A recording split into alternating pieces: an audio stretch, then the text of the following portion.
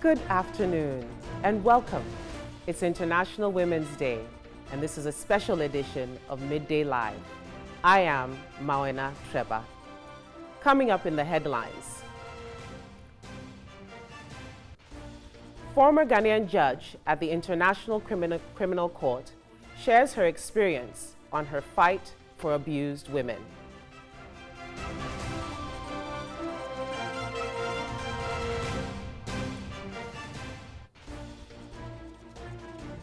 We will also get up close with a Ghanaian female Air Force pilot.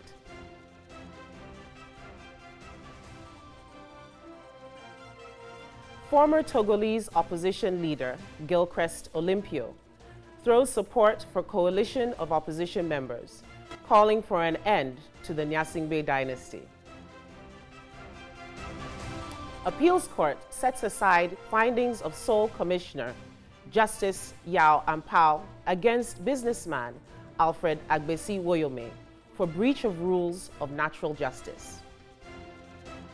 And on the foreign front, women workers in Spain, in an unprecedented strike, target gender inequality and sexual discrimination to mark International Women's Day.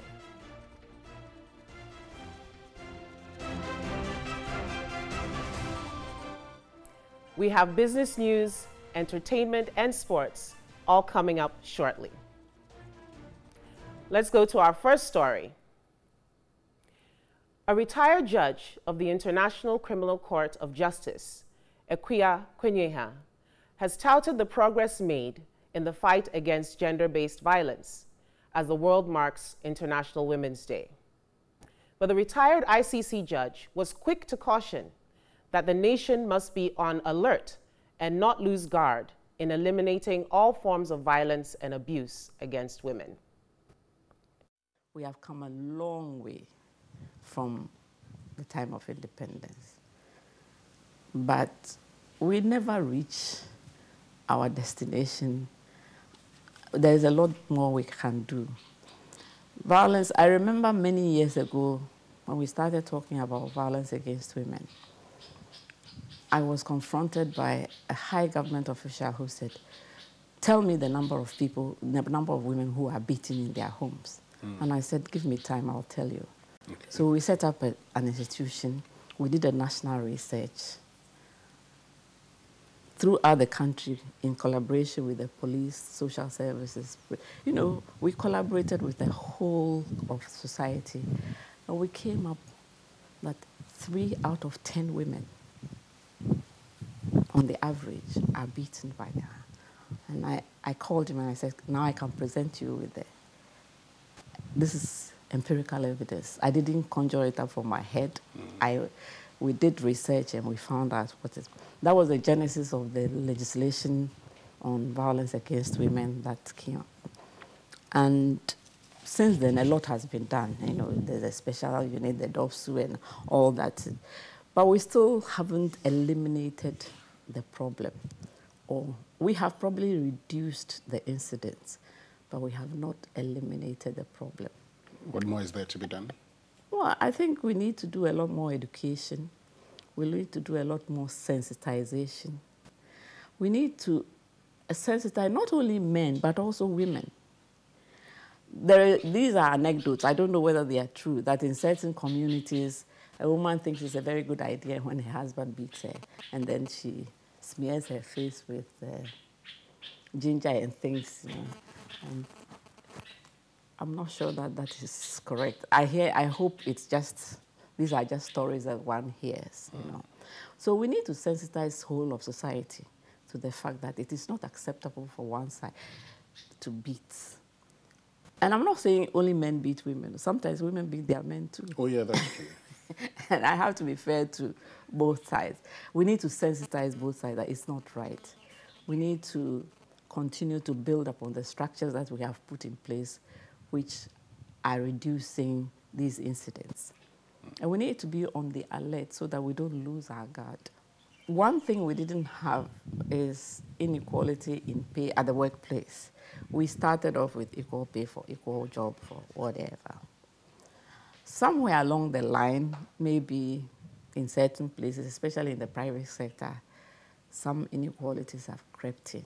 But this is something that we look out for and we are aware of, and therefore there is always an attempt to bridge the gap. We have a customary mindset, which is difficult to deal with, which sees women and men as occupying certain positions in our society. And you cannot sweep this kind of mindset away with legislation. Okay. You can pass whatever legislation you have. It's not going to change my grandfather's mind in the village or the village chief, you know. So the thing that we are doing so far, trying to sensitize our chiefs, our queen mothers, and so on, we must continue to do them. Maybe we must redouble our efforts. And that is the only way we can change the mindset. You can pass legislation, but believe me, a law is as effective as its implementation. There's no point passing a law if people don't know about it and what it's supposed to do. Let's go to our next story on this special day. First Lady Rebecca Akufo-Addo has encouraged women not to allow anything deter them from being who they are. She was speaking to a section of women to mark International Women's Day here in Accra. Girls more than boys are unable to advance beyond SHS as a result of poverty, early marriages, teenage pregnancy, and other socio-cultural factors.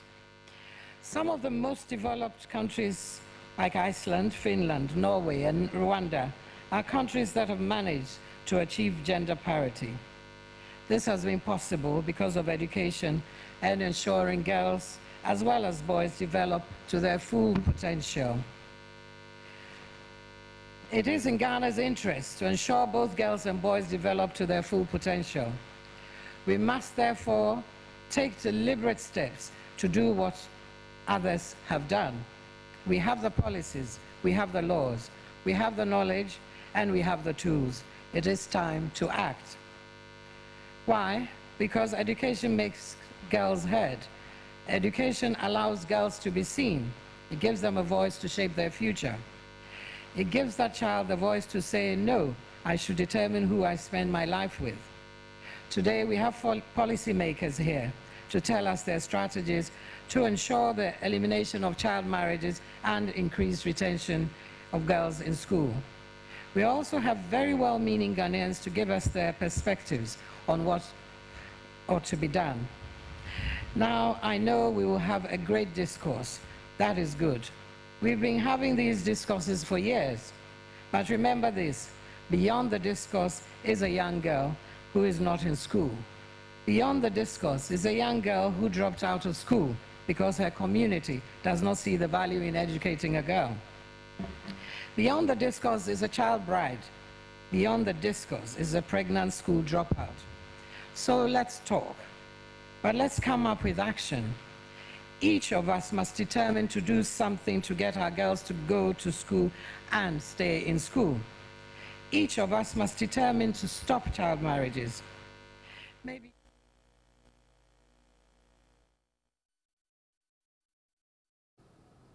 Let's go to another story about a woman breaking barriers. 11 years ago, she braved the odds to enter a male-dominated profession.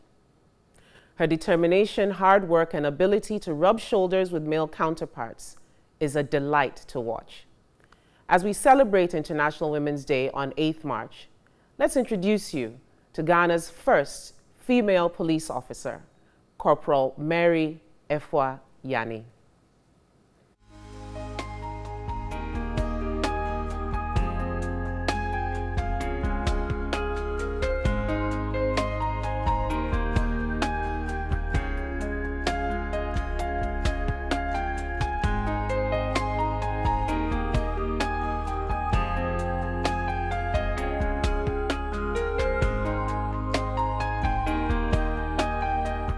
Her dreams began on Friday, March 30, 2007, when her name was mentioned among hundreds of young drivers shortlisted for the police recruit training. It was an intimidating experience, but then 26-year-old Mary Efua-Yanni did not give up and eventually passed out in 2007.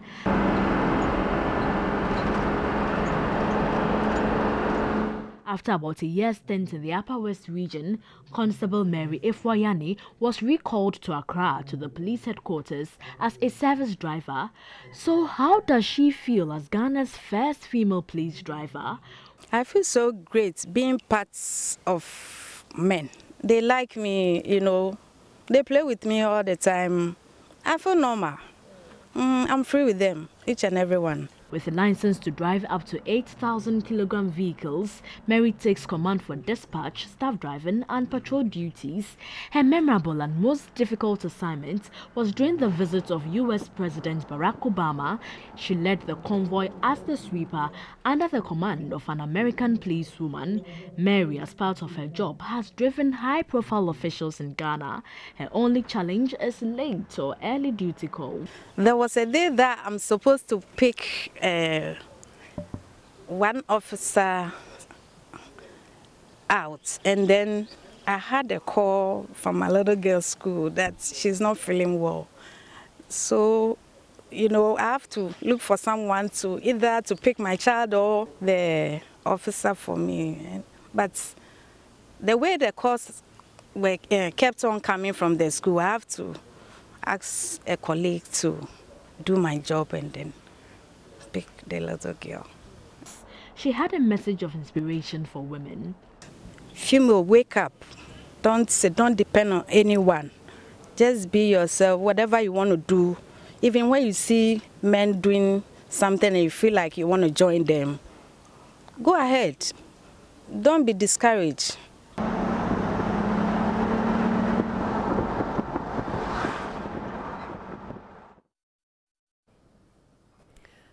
That was the story about Ghana's first female police driver, Corporal Mary Efua-Yanni.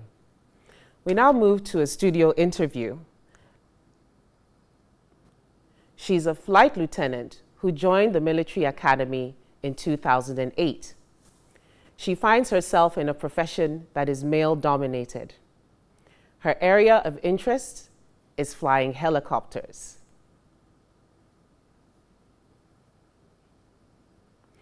Flight Lieutenant Christiana Efia Amponsa joins us today on International Women's Day. Ma'am, you're most welcome. Thank you very much. It's a privilege to have you here. I feel like this was something planned because I'm very close to the Ghana Air Force. You're most welcome. Thank you. So tell us, at what age did you consider joining the military and becoming a pilot? Okay, I was at 20 years. Then from there, I went to the Ghana Military Academy. I got the opportunity to board the helicopter that was back in Takoradi. And I looked inside the cockpit. I wish I could be there. So this motivated me to learn very hard so that I can also be a pilot. That is amazing. But did you feel that there would be challenges? What motivated you to pursue your career even though it was such a heavily male-dominated area of expertise? Because we have various males with us, and we have females also as pilots. For the support we get from our superiors and also the male counterparts and our intake mates, this helped us to pursue our career. And this was very helpful to me to also learn very hard to be part of them. Well, ma'am, I'm very gratified. I'm sure our viewers are gratified to hear that there's support from your male counterparts as you were going through the military academy. But were there any real challenges that you encountered in your career? Yes, especially being in the male domain, the people's perception about you. Sometimes when they see you in the helicopter, the question they'll ask, is she the pilot? and you say yes. Are they more afraid or less afraid? So they are afraid, like, can she do it? Then I'll tell myself, this has to challenge me to do well, for the people to know that I can do it, and I'm the pilot on board. Fantastic. So sometimes when these challenges comes up, it really helps you to study hard, take the task, go for it, and you make it. So this encourages some of us to. Ma'am, this is so inspiring. So if you had the opportunity to talk to young Ghanaian girls who'll be looking at you, admiring the uniform, what advice would you give them if they were interested in pursuing a career in the Air Force? I would tell them they should study hard, and they should be determined and hardworking. They should also focus on achieving the best in life. And what do you think you should be doing, or what are you doing to sort of build the motivation among young girls? Is there something specifically you're doing to support young girls to pursue careers in the military? What I do is I visit most of the schools in their career day. So when we go there, we educate them, we talk to them. Sometimes when they see you in the uniform, everybody will be like, yeah, we want to be like you. So we educate them, we advise them to learn very hard. And we also give them the opportunity to come to our base, that's Air Force Base, for them to also see what we do as a woman. And have the experience. Yeah, have the experience. Fantastic. So because of this, we are having more females. When they see, Mom, I want to be like you, I want to join you. And it's really nice to see children around you. Well, thank you so much, ma'am, for being such an inspiration. I want to thank you for coming today on this special edition of Midday News. Thank you very much. Moving to our next story. 35-year-old Patience Bwedu had no intention of becoming a cobbler. Initially, Patience had been married to a cobbler who sadly passed away. After her husband's death, she took over his business and is excelling in the male-dominated profession while catering for her 2 children. As Ghana joins the world to celebrate the role of women in society, Jocelyn Wood visited Patience and has come through with this report. Patience used to be a cleaner at a firm here in Accra. Occasionally, she would assist her husband in her free time mend shoes. After the death of her husband in 2014, she was compelled to quit her job due to low remuneration. With her 2 children and no support, she braced up, turned a deaf ear to public opinions, and perfected the act of shoemaking. For now, she lives at Adentan but operates a makeshift shop at Kanda, where clients are offered excellent service in shoemaking. Patience Bwedu says she has no regrets and enjoyed every bit of the journey to become a cobbler. Occasionally, some clients doubt her abilities, but her work always leaves them dumbfounded. Michigan anya na menyahu oba oye shoemaker entimedu ya okacha me say onu ye shoemaker no na a surprise me ampa me de mpabo na na oye metia na bia na for de mpabo abre no ha na oye ni nyina ntini ma hu say oye ade o mu a adwuma ne bomu ba o mu anso na eden atiko ba atiko kra anya se de ebedi de eden yenya ebe o mitimi adwuma nya be 1 million kra obi o ba de ka simi na me adwuma wa ha. The business is profitable. I am able to take care of my kids. Sometimes I get 100 cedis when the business is good. Some clients are always surprised to see a female cobbler. Initially, when I brought my shoe, I thought she could not do it, but to my surprise, she worked on them perfectly. Currently, she does not have any apprentice or support staff and does shoe repairs manually. She entreated the public to support her with some machines to enable her work faster to meet tight deadlines for her numerous clients. Patience encouraged women to challenge the status quo by venturing into male-dominated professions. Patience Bodi is a living example that career choices should not be influenced by gender and looks forward to seeing more women cobblers. We're taking a short break. We'll be back with more stories.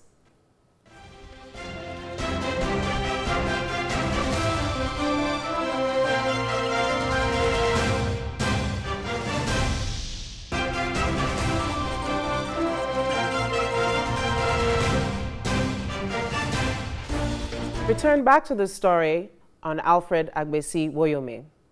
The Court of Appeal has set aside the findings of the sole Commissioner Justice Yao Ampao against businessman Alfred Agbesi Woyome for breach of the rules of natural justice. The three-member panel, presided over by Justice Victor Ofue, also made an order for the findings to be expunged from the white paper dated 18th November 2015, and the report of the sole commissioner, the findings and decision pertaining to the businessman. However, the order of the Apex Court for the businessman to pay all the money paid him by the state still stands. We go to Selom Amenya, who's a court correspondent.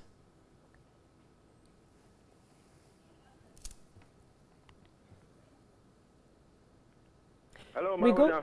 Hi, Selom. Tell us what exactly is happening in court. Okay, so you remember President John Dramani Mahama in 2000 set up the commission headed by Justice Yapo to look into judgment debt payments since 1992 and of many judgment debt scandals that rock the country. And among its findings included a description of some monies paid businessman Alfred Woyome as fraudulently made. But after all of these were done, the businessman, through his lawyers, went to court in June 2016, arguing that the sole commissioner, Justice Yawapo, erred in fact and in reaching such a conclusion. And today, the court held that the commission should have given the businessman a fair hearing, since it moved beyond examining records of payment of the judgment debt to assess circumstances leading to the payment. Therefore, the court set aside the findings of the sole commissioner, Justice Yawapo, against the businessman, Alfred Agbesi Woyome. Right, Selom. So what does this decision mean for the state's case against Mr. Woyome?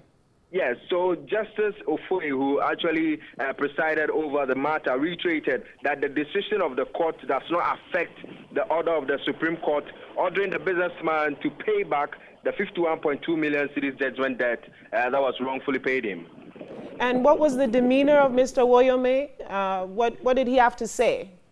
Well, he was not in court. He was represented by one Charles Amenyo.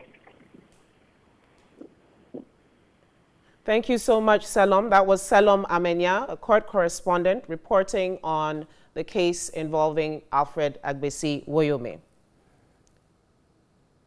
We're going to another story, all about kidney disease. Kidney disease is no longer fatal, and the defects can actually be managed with technology, if not healed completely. Dialysis is one of the effective ways of managing this condition until a transplant can be executed. However, the high cost of dialysis is killing more people faster than the disease itself. An infected kidney was like a death sentence in the past, but infected persons can now live. They must ensure healthy lifestyle and consistent dialysis. To completely live one's full life, however, a kidney transplant is the solution. In the interim, dialysis prolongs the life of a patient. Thomas Khan, a journalist with TV3 in Cape Coast, has lived with kidney failure for the past 5 years. Khan's visit to the renal unit of the Cape Coast Teaching Hospital is regular. Dialysis sessions is what is saving him now. He weighs 71 kilograms, and that is risky for his health. Maintaining a dry weight of 65 is key to improving his health. He has to shed some 5 kg of fluid, but his kidneys cannot do it. Therefore, he has to rely on dialysis. The dialysis would remove the excess weight, fluid as well as the toxins, you understand, and that's what this whole process is about. And so you can see that now if you look at Thomas's hand, you have these tubings that are connected to his hand. Now we have various access that we use for dialysis. We have the jugular vein access. If you go around, you see that some of our clients here have different access points. You know, some have it on the neck, some have it on the chest, some would also have it on their thigh, and Thomas here is having his on his hand. You understand? And so you can see the 2 tubings, they are colored. You understand? One is blue indicated and the other one is red. The blue one is the venous line and the red one is the arterial line. We are using the red one to access blood from the patient, and the blue one is supposed to be returning the blood to the patient. You know, the whole thing started like malaria sort of. So I fell sick and I was admitted at the hospital, and I was wondering what kind of malaria that they keep treating and it wasn't going. So I was in the hospital for an admission for about 2 months.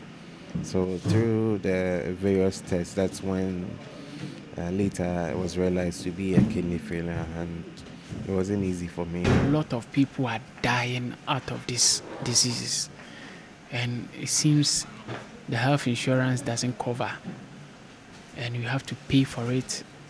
If you don't have it, you are dying, and you will die. Treating kidney without support is a death sentence.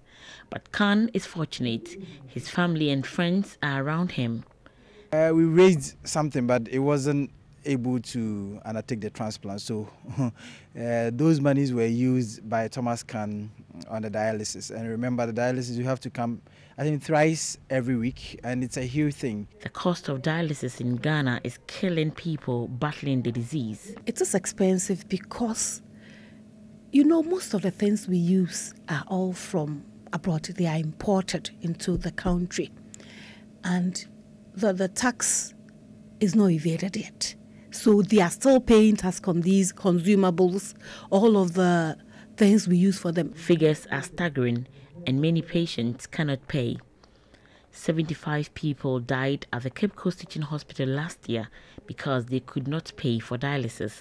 At a point, you'd realize you can sell your whole mansion for the dialysis and still would have to continue. What happens after exhausting whatever you have?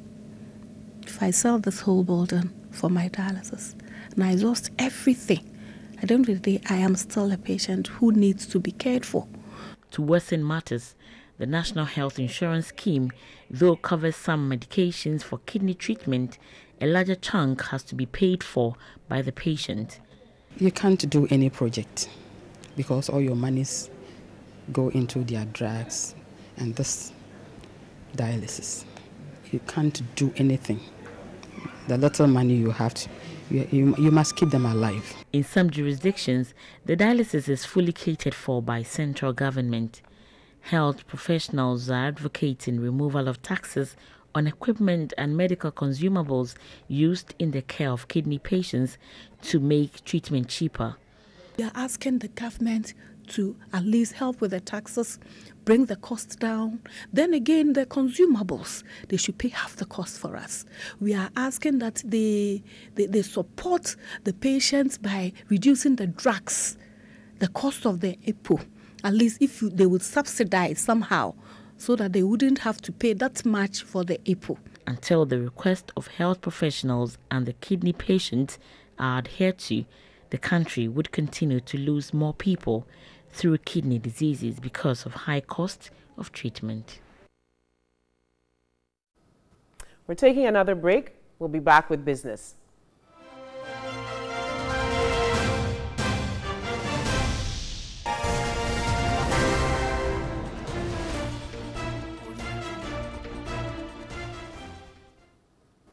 We're back with business news on this special edition of Midday News. The Director General of the Ghana Revenue Authority, Emmanuel Kofi Intim, wants companies who have defaulted in their tax compliance to take advantage of the Tax Amnesty Act and regularize their tax affairs. The tax amnesty is available from now till September 30th, 2018. The Tax Amnesty Act 2017 Act 955, passed by Parliament in December 2017, is aimed at facilitating the regularization of the tax affairs of persons and companies who have defaulted in meeting their tax obligations. The tax amnesty is expected to rake in some additional revenue between 300 and 500 million cedis. Commissioner General of the Ghana Revenue Authority, Emmanuel Kofi Inti, said the move is expected to improve tax compliance and broaden the tax net. For us at the GRA, we believe that if we do very good enforcement of these measures, it should lead us to be able to achieve our target. He, however, indicated that the amnesty does not apply to persons or companies who are already under audit or investigation by the GRA. According to him, companies that fail to take advantage of the amnesty will face the full rigors of the law and face prosecution. I wish to say that as a compliance measure, this is the last time GRA, and for that matter, government is offering a tax amnesty for defaulting businesses and persons. I therefore call on all persons, any income, who have defaulted in the submission of their tax returns and payments, or who have not previously registered with GRA to take advantage of the amnesty, come clean and regularize their tax affairs. Let me emphasize, and please note, that GRA has the capacity to identify all potential taxpayers. I wish to say that being outside the radar is not an option, because GRA will vigorously pursue all tax defaulters, including prosecuting them after the expiration of the amnesty period, that is 30th September 2018. Companies can apply for the tax amnesty by obtaining an application form from any office of the GRA in the country. Let's go back to our story on Ghana at 60 accounts and anti-graft campaigners. Anti-graft campaigners in Ghana, the Ghana Integrity Initiative, GII, is expressing concern over failure of the Ghana at 60 committee to render accounts 1 year after organizing Ghana's Diamond Jubilee celebrations. Executive Director of the GII, Linda Ofori Kwafo, says government must ensure the commission immediately renders accounts, or civil society will be compelled to wage an intense campaign to get the committee to account for every cedi it received from the public.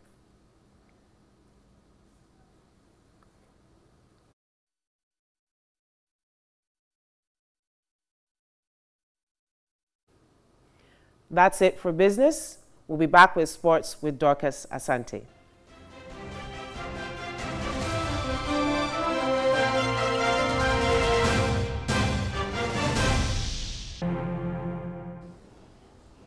Welcome back from the commercial break. It is Women's Internationals Day and it's still midday live and sports time with me, Dorcas Asante.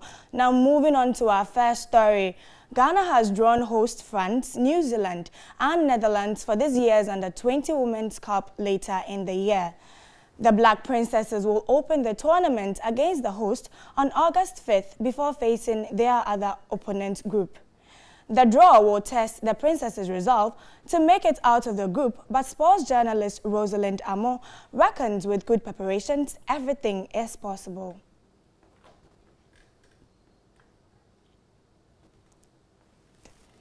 First and foremost, we would love to have a very favorable draw, favorable in terms of having opponents that you can compete against and win. It's going to be difficult. They are in pot 3, but you see from the pot they are in, it means that they cannot be drawn against the teams in the same pot with them. So they are likely to get some of the top sides. But for me, I always say that it is not just about the draw, it is also about the preparation. If you get a soft draw and you don't prepare adequately for it, you cannot do well. So you need to prepare well to make sure that, because if you want to be world champions, you need to beat everybody. In the past, our preparations have not been so good. We wait till the last minute, then we give them 2 weeks training abroad. They don't get to play top-notch international friendlies, which will try them, bring the best out of them, let them know their flaws, let them know their strengths, so that when they come up against such opposition, they are able to withstand it. So if we resolve as a nation to invest in that business or in that venture and make sure that they prepare adequately, but not just keeping them in Ghana, making them play among themselves, and then 2 weeks to a competition, you fly them out to go and play against some selected sides. On to our second story. Football has always had the power to change lives, and with growing avenues for women to be involved in the sport, there are lots more opportunities for girls in the sport.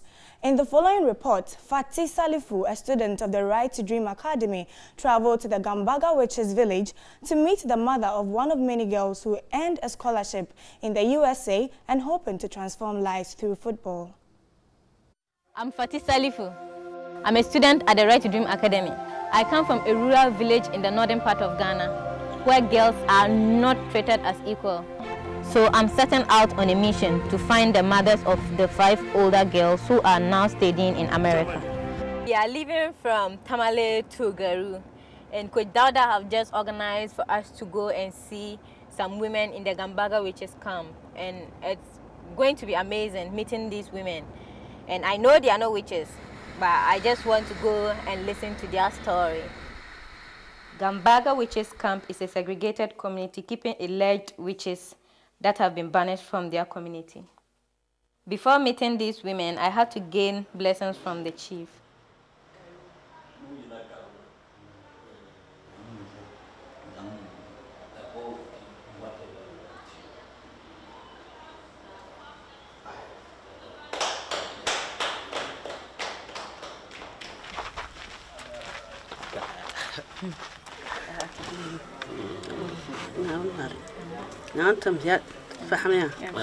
Yega and for yapa nyen kanale big whenever I see ma boka for na board for ma.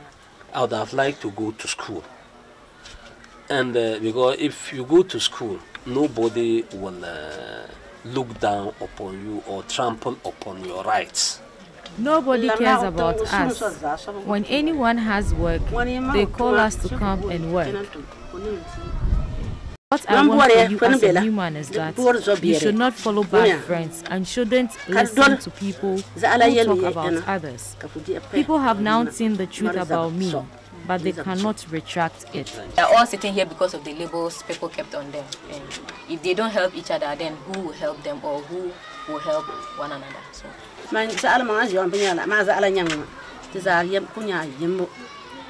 I've seen them and I'm with them, and I don't see anything with them that is not with us. So I don't know why the world should put a label on somebody who could have made the world a greater place for all of us. If only many people in Ghana are being educated, I don't think these women would have been in that camp. 62 million girls in the world are out of education. I am from a rural village in northern Ghana, and had it not been for one opportunity, I would have been one of those girls. And this is exactly what makes me special. This is exactly why I must use my voice for change. Because the people I want to benefit, the people I'm speaking for, are the people I know. They are my family. They are my friends. They are my sisters.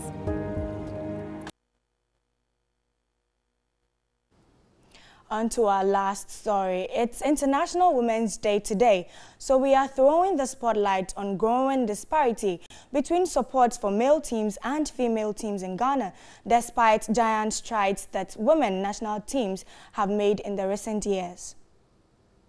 This has been the week when women's football dominated all the headlines on the continent. The Confederation of African Football gathered in Marrakesh to brainstorm on how to improve the women's game. But there were more men present than women. It was perhaps yet another sign of how much the women's game lags behind. There is even more evidence of that in the Ghana game. As the Black Stars and male junior teams struggle, the women's sides have flourished. The senior team won the WAFU Zone B tournament, and the under-20 and under-17 teams have all qualified for their various World Cups. That golden era is yet to reflect in the state of facilities. The various women's clubs train on poor pitches. The changing rooms are basic, and the risk factors many. We have a lot of difficulties sometimes with our pitches, and then find it very difficult where to train. Fine, we have a training pitch which is not standard. Football is a global thing, so we will just plead with them to support so that our women's league will reach to a certain level. And I know our national teams too are making the nation proud. The poor state of infrastructure has done little to deter many female players, though, according to Black Queen and Police Lady Striker Janet Enyiyem. When I started, it wasn't easy because my family wasn't in agreement to me playing football, because at the north side they said women doesn't play football. The field is very bad for us. We don't have particular place of playing our league or our matches. We do normal change all the seasons, and as you can see here, we don't have any dressing room. The only place that we could go is where they are doing the recruitment. We normal dress there and come to the pitch and come and play.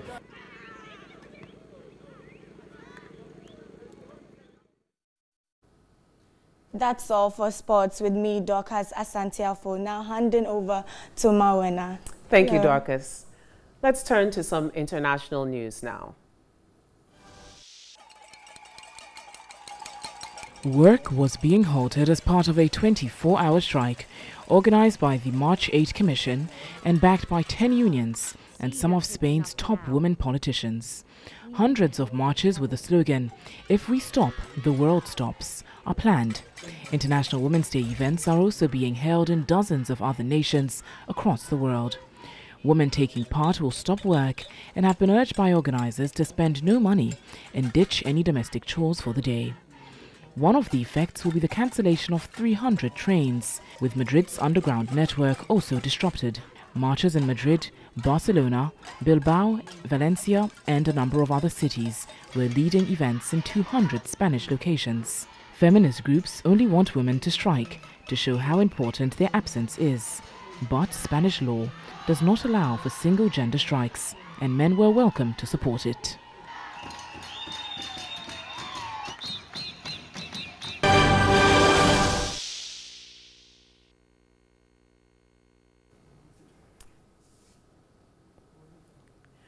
We now move to some entertainment news.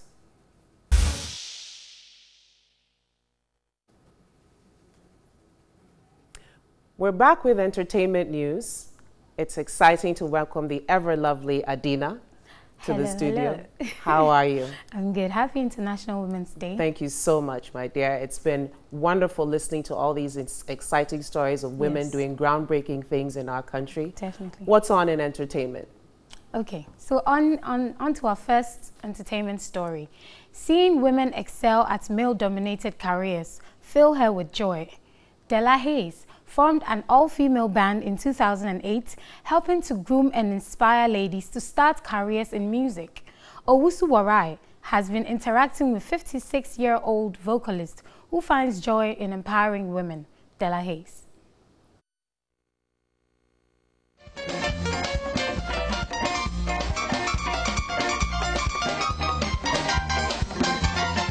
So many amazing stories have been said about women who are braving the odds to stand out. And one of such women is Della Hayes. And Della Hayes is a vocalist who has spent the past 10 years of her life identifying talents and grooming them to pursue careers in music. And Della Hayes founded the only all-female band in Ghana 10 years ago. So we'll be speaking to Della Hayes to find out what she's been up to and what really keeps her going. Della Hayes is a lady who has a passion to help women. For her to help the women in the society, she decided to use her music to do that. And this is a form of empowering the ladies as well. Della Hayes is one of Ghana's amazing vocalists with a career spanning over 3 decades.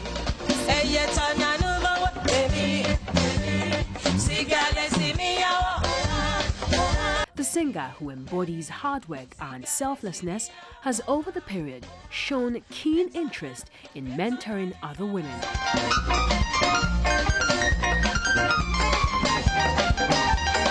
Sometimes, when it comes to our music world, mostly women are being suppressed a lot, especially if a woman wants to go learn something from the guys. Oh, you want to, all right. Either they'll coerce you and then, like, okay, be their girlfriends or something. But I think it's not supposed to be like that. That is even the reason why I came up with the girls' band. In 2008, the gifted singer formed an all-female band, a platform which has helped produce enthusiastic and amazing talent. It's a joy. It's a joy alone for me. That alone, keeps me going. We train them for free. And she does pay the teachers to teach them. So whoever is interested will come. So far as you are serious.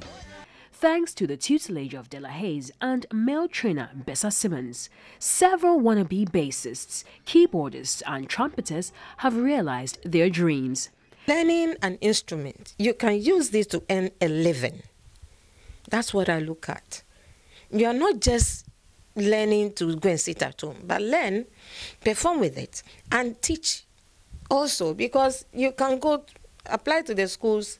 You want to go and teach guitars, they will allow you since you're a lady. Yes. On to our last entertainment story.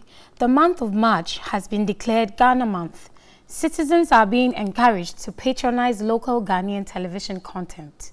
In the 1970s, through to the 1990s, local drama series Akan Drama was the toast of many Ghanaians.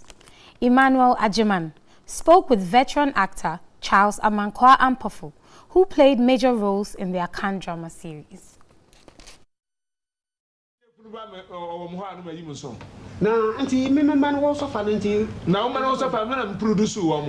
One will have to go through a lot just to watch the likes of Osofo Datseh, Koshe, Mame Dokono, the late Super Odi, the late Eski Opon, Dr. Rokoto, just to mention a few.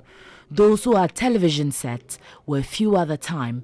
People would have to carry chairs to houses where there were television sets, and some peep through windows before they can have the opportunity to watch Akan Drama. Charles Amankwa Ampofo, playwright, poet and dramatist, who for more than 2 decades has thrilled television viewers and listeners on radio with his skills in drama, shared how the Akan Drama series started on television. Mekai say Osofo Dazi ne shase 1972. Bibi by Emma nearby and say say now Osofo Dazi for Worutu Kwan. Say Kwan of fast na nye GBC there. Into where say Sadia obewi another group akahu na a little bit competition. Into na obra already by that was 1982. That is about 36 years ago. What the ambassador say, yeah, so yeah, Akan Drama. Inti, shase no ina Mame Dokono, David Ontome, the late Adwoa Bankwa Dudu, Abi Adachi, Mary Brown, and Tio Uklu, and the pay and the shase and the station master. Joe Aisen. Amankwa Ampofo further stressed the need to have local content on television to correct some of the social vices. So this has been the entertainment news, and it's been amazing, hosting or co-hosting today. Absolutely. Sorry. Adina, thank you so much. It's been fantastic. It's been our privilege, and we wish all Ghanaian women a very happy International Women's Day. Thank you. Thank you.